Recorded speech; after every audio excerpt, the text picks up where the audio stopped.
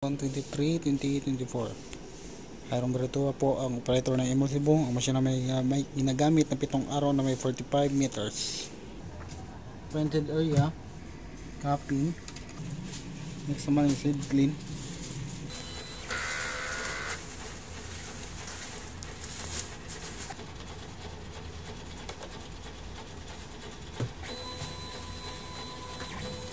So after mag-heat clean, punasan natin yung wiper. So pagkatapos nozzle check print. So yan po yung nozzle check test ko. Ang mga ink level ko ay nasa tama lang. Ang wistang ko ay walang laman.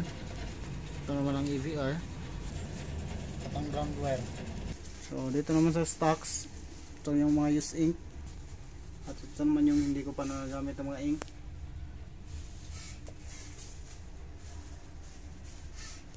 So ito naman yung na-consume ko sa yellow, sa cyan pala, sa magenta, sa yellow, sa black, ito naman sa white, ito naman sa solution, powder, at film. Ito naman yung daily checklist ko po. At ito naman yung daily work order ko, o daily order po. So yun lang, maraming salamat.